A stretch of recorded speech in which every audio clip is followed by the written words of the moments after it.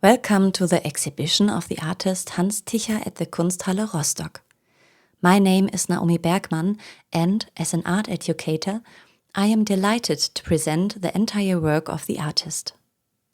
I would like to illustrate Hans Ticha's artistic production with the help of 8 works. We will first look at his early work from the 1960s and then turn our attention to his main oeuvre.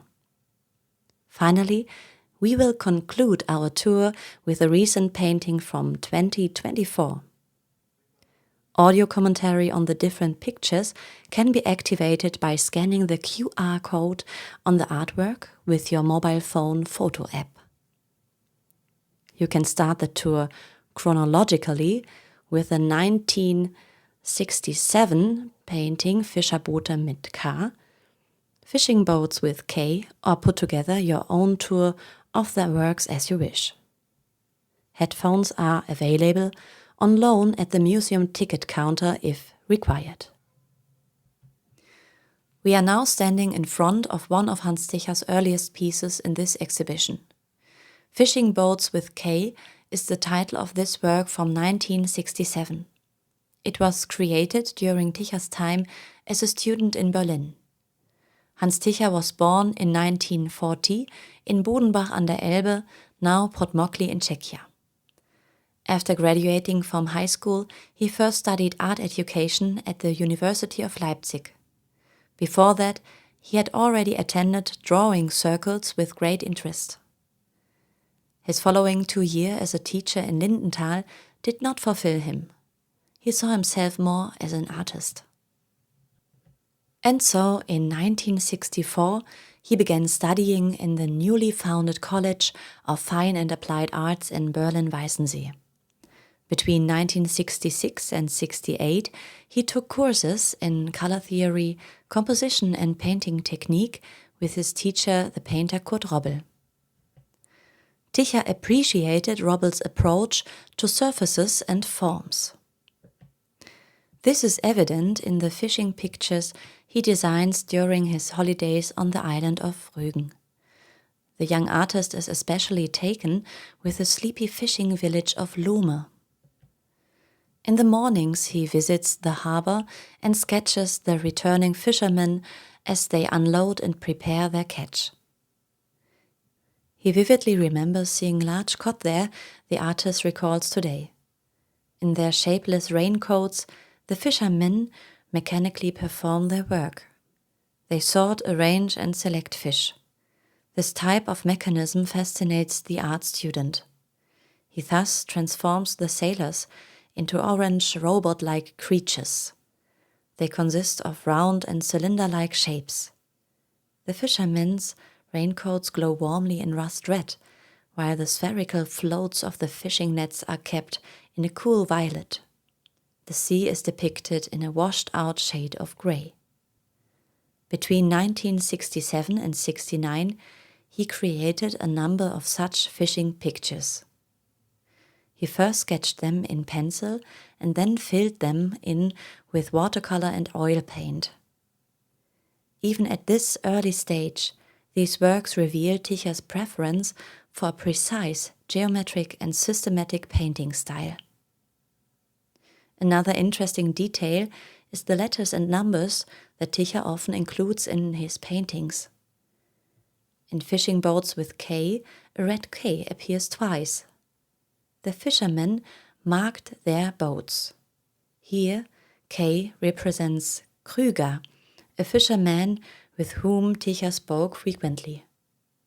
The use of letters is also a reference to the artistic role models, for instance, the constructivists. They also indicate his professional reorientation towards commercial art. What is the point of this? You can find out more about this in the next painting, Beach Shares with Small White Boat. Even while he was still a student in Berlin-Weißensee, Ticha changed his field of study. He found the guidelines set by painting professors such as Walter Wommacker too restrictive. He did not want to conform to the norms of what the state prescribed as real socialism. he immersed himself in commercial art. This allowed Hans Ticha to continue painting, secretly but also without restrictions. This explains why letters and numbers sometimes appear in his pictures. Letters and numbers merge into something new with the other objects in the picture. Ticha only draws his teacher Robbel into his confidence. Hans Ticha remains connected to the Baltic Sea in his motifs. Like many GDR citizens, he likes to spend his holidays at East Germany's most popular resort. He creates numerous beach images in which people sunbathe, play ball or swim. The 1972 artwork Strandkörbe mit kleinem weißen Boot, Beach chairs with a small white boat, shows 5 people around or in a beach chair. The artist skillfully poses the bodies from all sides. A man in blue swimming trunks and a woman in a yellow bikini are lying in the beach chair, with a woman crouching behind them on the left. She is looking out to the sea from the beach. Therefore, only her back is visible. Her gaze directs us to the white boat with 4 human figures, their shape almost like cone figurines. To the right of the beach basket stands a person who also turns her back to us. Next to her, a female body curls up sideways in the sand. Depicting the human body from multiple angles has been a long-standing tradition in painting since the Italian Renaissance. Painters used this technique to demonstrate their skill and mastery of human anatomy and perspective. Ticha's beach and holiday pictures are less about old master qualities and more about the mechanics of reality. The artist breaks down appearances and transforms them into general geometric patterns. This also explains why he repeats these motifs over and over again like a series of scientific experiments. We continue our chronological tour with the large format painting Team. The painting Mannschaft or Team was shown at the 8th art exhibition of the GDR in Dresden in 1977. Images of sporting events and personalities are important in the GDR. They allow people to see successes and special individuals as role models. Hans Ticha's sport painting does not seem to be suitable for this purpose. That is why it disappears in the 1977 exhibition into a small exhibition room that can be locked as needed, for example in the case of an official visit. Why was the painting Team sometimes not shown? There is no heroic moment to be seen here, nor is any particular hero highlighted. It is likely that there were fears that the lack of role models could disturb the SED leaders. The painting became one of the most discussed works in the Dresden exhibition. For example, an article appeared in the Erfurt newspaper Das Volk or The People at the same time as the exhibition. In it, the local football club, Red White, was asked whether this painting was offensive. The negative headlines helped the artwork gain a lot of attention, and only 3 years later the Weimar Castle Museum purchased Mannschaft. Even after the political change, the artwork continues to cause a fuss, namely for the artist himself. In 1999, the scandalous exhibition The Rise and Fall of Modernism takes place in Weimar. Here, artworks from the GDR era are treated the same as those from the Nazi period.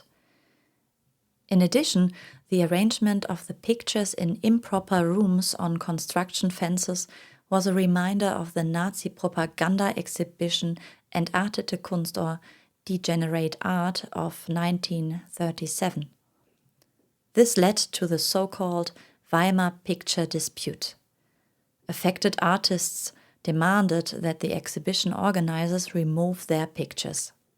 Hans Ticha also wrote a letter to director Rolf Bothe with the following wording: "You have placed me in the same category as those painters who took advantage of the system in the GDR. I expect you to remove my painting from this exhibition." Our next stop will be the sculpture 1944. Here we will discuss an important historical event that concerns the Ticha family. In front of us is an object that is part of a series of so-called heads. Hans Ticha has been creating them since the mid-1980s, both in his paintings and as plastic works. Various versions in leather and fabric can also be found in this exhibition.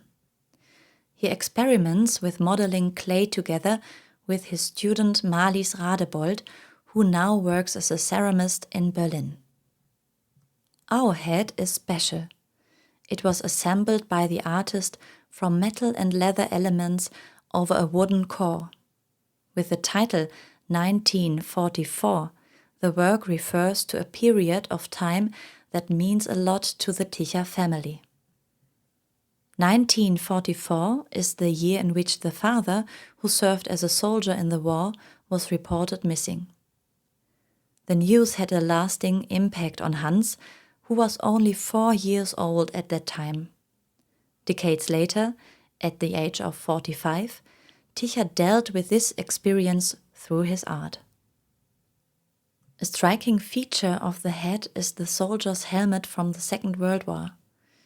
Ticha collected it from a field in Biesdorf, Brandenburg, and added leather buckles from an empty shed. The interplay of the authentic found objects transforms into a substitute for his missing father, who has not been found to this day. The motif appears in 1985 on a poster for the poem Eine Zukunft ohne Krieg, A Future Without War by Volker Braun. A clapping person on a red background is our next destination on the tour. Ticha refers to the motif of the clapper as a political image. It is one of the best-known figures in his work. This type first appeared in a pencil drawing in 1978. He then created a large number of images that were so controversial that Ticha hid them in his flat in Berlin's Prenzlauer Berg quarter. Ticha's political images are frequently based on newspaper cutouts with photos of SED party meetings, Republic birthdays and 1st May demonstrations, which Ticha collected. This was strictly forbidden. The artist filtered out the stereotypical character of a party official on the podium. The result is the striking figure of a clapper. What we see is a male figure wearing a blue suit with a black tie. The head consists of a small pink ball. The faceless man holds his oversized hands in front of his body, performing the gesture of applauding. The image components feature deep shadows. The clapper stands as a symbolic character for a state that has reduced itself to absurdity. Ticha works on the clapper and varies the type again and again. This multi-part series shows him 8 times. As viewers in the exhibition, we are the people marching past the applauding tribune with its SED suit wearers. Ticha's approach of using popular motifs from the media in his art earned him a reputation as a protagonist of pop art in the GDR. Indeed, there are some similarities with Andy Warhol, for example, probably the most famous American pop art artist. His 1962 work Marilyn Diptych is also based on a press photo. Perhaps you are familiar with the image. Warhol also presents the motif of the famous American actress Marilyn Monroe in various color variations, several times side by side. He is also using it to satirize a social phenomenon. Hans Ticha himself rejects being classified as a pop art artist, but does not deny that he has always been interested in the representatives of this movement. Next, we will turn our attention to a popular motif in art history, the kiss. The painting The Kiss reminds many people of Dmitri Vobel's graffito or mural on the Berlin Wall. There, Soviet Premier Leonid Brezhnev and his East German counterpart Erich Honecker can be seen kissing each other on the mouth in an intimate embrace. In Hans Ticha's painting, however, we see then the Soviet head of government Mikhail Gorbachev and Erich Honecker in a similar pose. In real life, Gorbachev refuses to make this gesture. The so-called brotherly kiss was previously considered a symbol of the close bond between the two countries. But with the collapse of the Soviet Union and the GDR, this gesture seemed absurd. The sensational aspect is that Ticha's version was created as early as 1989. The mural, on the other hand, appeared in 1990 on what is now the East Side Gallery in Berlin-Friedrichshain. It shows the two socialist political friends, Gorbachev and Honecker, on the occasion of the 30th anniversary of the GDR. The powerful brother from the Soviet Union had traveled there especially to congratulate the GDR.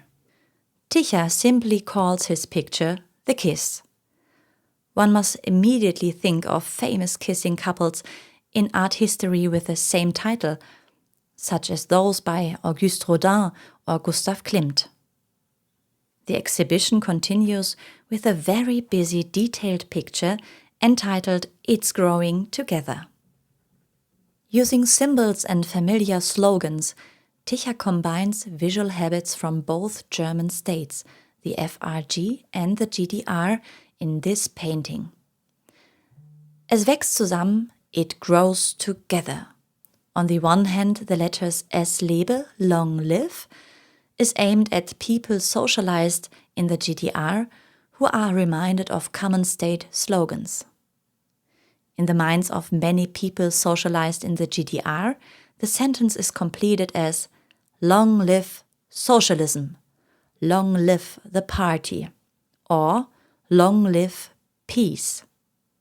However, in Ticha's painting, the final word is Aldi.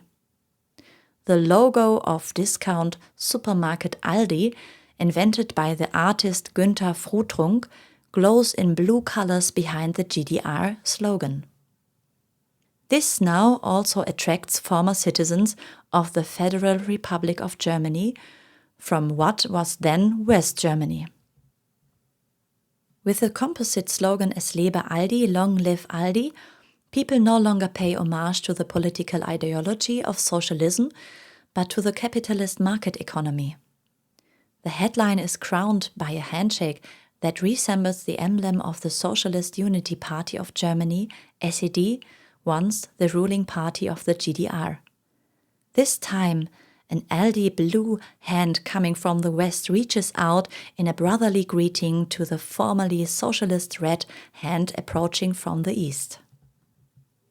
The image brings together a number of other associations with German history and reunification.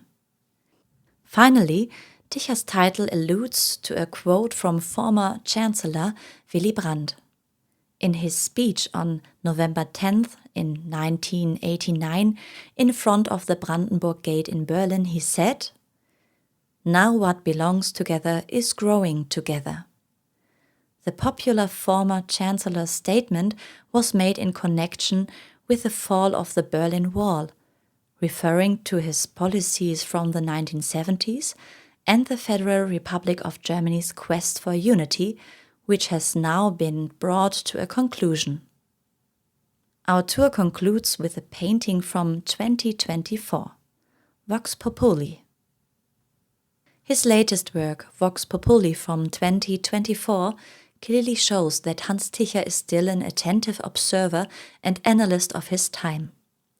The title translates from Latin as Voice of the People. It is about the opinion of the majority in a society. In his landscape format painting, was he thinking of lateral thinkers here? A stylized figure stands in front with his arm raised and his fist clenched. In his other hand, he holds a megaphone, which he forcefully inserts into his wide-open mouth to amplify his voice. A fist pokes out of the megaphone's funnel, as if preparing to strike. The scene is captioned with the title's pair of words. Here, Ticha alludes to the violent language of our time. Violent language is encountered not only at rallies, demonstrations, for example by lateral thinkers, in political talk shows or discussions, but also on the World Wide Web and on the street, in families and in relationships. With his painting, Ticha draws attention to a serious problem, because language is always also thought, and thoughts can turn into actions. The importance of words and language is becoming increasingly clear in today's world. Art is also a tool for communicating and sharing thoughts, and for expressing criticism. With this responsibility, which some artists, especially contemporary artists, take seriously, I would like to bid you farewell. I hope you enjoy your visit to the Kunsthalle Rostock. See you next time.